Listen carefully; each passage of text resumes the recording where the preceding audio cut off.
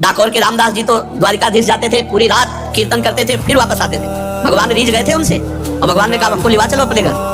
रामदास जी से कहा रीझ गए, हर एकादशी को ठाकुर जी के पास जाना, रणछोड़ ठाकुर जी के पास द्वारिकाधीश, उनके दर्शन करना और रात भर कीर्तन करना। एक दिन ठाकुर जी ने कहा अगली बार अब गाड़ी लेके आना और हम तुम्हारे साथ चलेंगे। तो उनका प्रभु हमारे साथ चलोगे आप, बूढ़ा शरीर है हमारा, आपका तो नौ किशोर, हम कैसे गाड़ी में ले पाएंगे, बाहर ताला लग जाता है। बोले पीछे की खिड़की हम खोल देंगे और तुम्हारे लिए हम फूल जैसे हो जाएंगे।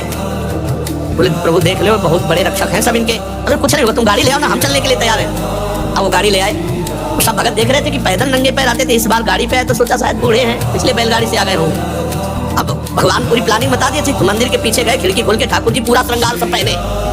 बोले लिवा, बोले ना प्रभु पहले एक भी नग नहीं होना चाहिए, क्योंकि ये सब सेवादारों के काम आएगा प्रभु, हमको तो वैसे डर लग रहा है आपको ले जाने के लिए। आप पहले सब, भगवान ने सब उतार के फेंक मंदिर में से फैला दिए पूरे आभूषण, कहा हमें गोद में लो। भगवान कितने रिझवार है, जो ऐसे किया फूल से गोद में आ गए तो कुछ कंबल आदि ऐसे गाड़ी में बिछाए थे, भगवान को विराजमान किया और चल पड़े। अब बहुत दूर रणछोड़ ठाकुर से डाकोर है। अब प्रातःकालीन वेला पे जब मंदिर खोले तो देखे आभूषण ठाकुर जी है नहीं, पीछे खिड़की खुले, अरे पक्का वो गाड़ी लेके भगत आया था, उनपे ठाकुर जी बहुत रीझे थे, जरूर ठाकुर जी को भगा ले गए, भगत ठाकुर जी को भगा ले गए। अब जितने पार्षद थे सब घोड़ों से ऐसे सब भाला बर्छी लेकर सब, अरे वो जा रहा है वो जा रहा है। रामदास जी का प्रभु आ गए। तो बोले देखो ये छोटी सी तलैया थी जल की, बोले इसमें हमको छिपा दो जल में, जल्दी से छिपा दिए। तो उन्होंने मतलब ऐसा देखा, कहा ठाकुर ने भालों से मारा, बूढ़े रामदास भगत को भालों से मारा। उधर जब तालाब की तरफ देखा तो खून खून खून, दौड़ करके तो देखा ठाकुर जी के शरीर में भाले लगे हुए और खून। ठाकुर जी ने कहा तुम जैसे निर्दयों के साथ हम नहीं चलेंगे, हम रामदास जी के साथ जाएंगे। उनका प्रभु आप हमारा जीवन हो, जीवन ही आपसे चलता है। बोले हाँ यही बात तो है ना कि हमसे जीवन चलता है, रामदास हमारे तौल भर सोना दे देंगे तुम्हें, ठीक है? बोले हाँ ठीक है, राजी हो गए। रामदास जी ने कहा प्रभु प्रभु वैसे पिटवा दिए, कह रहे सोना दे देंगे, हमारे पास सोना कहाँ है, गरीब आदमी। प्रभु भगवान ने कहा ले चलो पहले डाकोर। अब पीछे वो सब भाला बर्छी लिए घोड़े पे सवार वहां ठाकुर जी पहुंचे। बोले तराजू लाओ, एक तरफ ठाकुर जी को विराजमान करो, हे रामदास चढ़ाओ सोना। ठाकुर जी से कहा महाराज, तो बोले एक छोटी सी नथ है ना तुम्हारी पत्नी की, पहले उतले में हम तौल उतले में हम तौल जाए, एक छोटी सी नथ, छोटी सी पतली बारी, उतना ही था। भगवान को सब पता है, जो इधर से भगवान टंग गए। बोले देखो ऐसा सोना तो ज्यादा है, पर ले जा दो। भगवान ने कहा देखो सोना तो ज्यादा है, पर रामदास उधार आदमी दे देंगे, दे दे भाई। अरे बोले प्रभु, भगवान ने कहा देखो हम जाने वाले तो नहीं, अपना स्वरूप दूसरा प्रकट किया। बोले इसे ले जाओ। आज भी जो भगवान रामदास जी के यहाँ विराजमान है वो ठाकुर, आज भी पट्टी बंधती है ठाकुर जी की, आज भी पट्टी बंधती है। भगत के ऊपर प्रहार किया तो आज भी भगवान के घाव और पट्टी बनती है। तो एकादशी व्रत ऐसा जैसे रामदास जी रहते थे। पूज्य श्री मथुरा दास जी भक्तमाली जी थे, एकादशी को चर्चा नहीं करते थे, रोज चर्चा होती थी, पर एकादशी को निर्जला रहते थे, 10वीं से छोड़ देते थे भोजन पानी। एकादशी के दिन एक बूंद पानी नहीं, और द्वादशी को परायण इसलिए बोलने में भी सावन और वयोवृद्ध अवस्था तक। नंद बाबा एकादशी कार्तिक शुक्ल पक्ष की थी, भगवान की पूजा की, रात भर कीर्तन किया और द्वादशी को स्नान करने के लिए यमुना जल में प्रवेश किया। स्नान ब्रह्म मुहूर्त में किया जाता है धारा जी में, 4 बजे, यानी कि 2 बजे 1 बजे धारा में नहीं स्नान, तो ये असुर बेला कही जाती है। यमुना जल में प्रवेश करके उस समय कोई घड़ी तो थी नहीं, रात में कीर्तन किया और लगा कि प्रातःकाल हो गया क्या, तो यमुना जी में स्नान।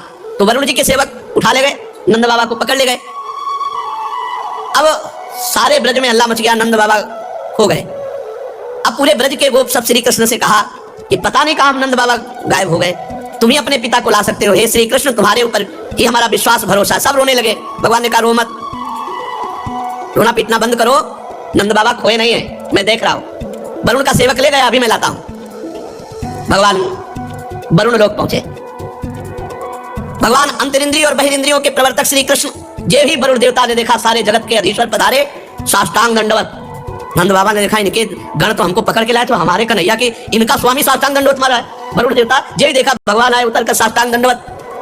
अब वरुण देवता भगवान की बड़ी पूजा विस्तार से मंत्रों के द्वारा, भगवान नंद बाबा खड़े खड़े आनंदित हो रहे कि यार मेरे लाला का तो बड़ा लगता है, ये वरुण देवता इतनी लंबी दंडवत मार कर बड़ी पूजा विस्तार कर रहा है।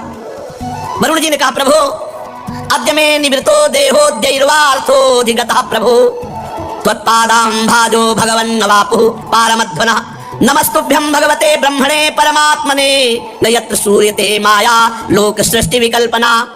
प्रभु आपकी जय हो, आज मेरा वरुण शरीर धारण करना सफल हो गया, आज मुझे सब कुछ प्राप्त हो गया, सारे पुरुषार्थ मिल गए, क्योंकि आप भगवान जगदीश्वर के चरण सेवा का अवसर प्राप्त हुआ। हम तो समझते थे भगवान नारायण है, मेरा कन्हैया भी भगवान है, यही तो। अब बाबा की और छाती फूल रही, अरे मेरा लाला भगवान है। प्रभु आपके चरण कमलों की सेवा का अवसर मिला, हम तो भवसागर से पार हो गए। आप भक्तों के भगवान, वेदांतियों के ब्रह्म और योगियों के परमात्मा हैं। प्रभु आपके स्वरूप में विभिन्न लोगों की सृष्टियों की कल्पना करने वाली माया नहीं है, ऐसा श्रुति कहती है। हे श्री कृष्ण, मैं आपको नमस्कार करता हूँ, बार बार दंडवत। प्रभु क्षमा करना, है मेरा सेवक अज्ञानी था जो नंद बाबा को अनजाने में ले आया, ये अपने कर्तव्य को नहीं जानता। प्रभु ये आपके पिताजी, आप ले जाओ और मुझे क्षमा करो। वरुण जी, वरुण कान पकड़ रहे, स्तुति कर रहे, बार बार दंडवत कर रहे, क्षमा मांग। गोविंद, मैं नहीं जानता था कि आपके ये पिता है, आप बड़ा प्रेम भाव रखते हो, मुझे क्षमा कर दीजिए। प्रभु सेवक से गलती हो गई, नाथ क्षमा कर दीजिए, और मैं सदैव आपका दास हूं। हे श्री कृष्ण, जब कभी कोई भी आज्ञा, बार बार वरुण जी महाराज दंडवत। वरुण जी ने बड़ी स्तुति प्रार्थना की। भगवान श्री कृष्ण ब्रह्मादि के भी ईश्वर हैं। फिर लोकपाल वरुण ने भगवान की 4 परिक्रमा की, दंडवत की, बार बार क्षमा याचना की। नंद बाबा बड़े आश्चर्य में, नंद बाबा को लिया ब्रज में आए। अब सुबह बैठक बुलवाई गई। नंद बाबा भाई, नंद बाबा ने कहा कि मैंने देखा वरुण जी बार बार दंडवत, पूरी साष्टांग दंडवत मार रहे थे और कह रहे थे इंद्रियातीत ईश्वर, योगीश्वर, योगींद्र, भगवान परमात्मा, कन्हैया को कह रहे थे, बार बार कान पकड़ रहे थे, झुक झुक कर प्रणाम कर रहे थे। अरे बड़ा आश्चर्य में बात, मेरा कन्हैया भगवान निकला। हम तो समझते थे भगवान नारायण की कृपा है, अरे इसीलिए गिरिराज गोवर्धन उठा। भगवान के प्रेमी गोप सुन करके बड़े आश्चर्य में हो गए, कन्हैया भगवान है, हमारा सखा भगवान है। बड़ी उत्सुकता हुई। नंद बाबा के पास से जब हटे गौएं चराने गए ब्रह्म हृदय, तो सब सखा ने कहा, ए भगवान सुनो, तुम भगवान हो। भगवान ने कहा भगवान थे। कन्हैया ने कहा भगवान थे, तुम बैकुंठ के नाथ भगवान हो, तो हमें बैकुंठ दिखाओ, भगवान हो, हमारे साथ खेलता है, हमारे साथ भगवान कहां से हो सकता है, दिखा, मैं बैकुंठ दिखा, जिसमें केवल महान सिद्ध प्रेमी भक्त ही प्रवेश पा सकते हैं।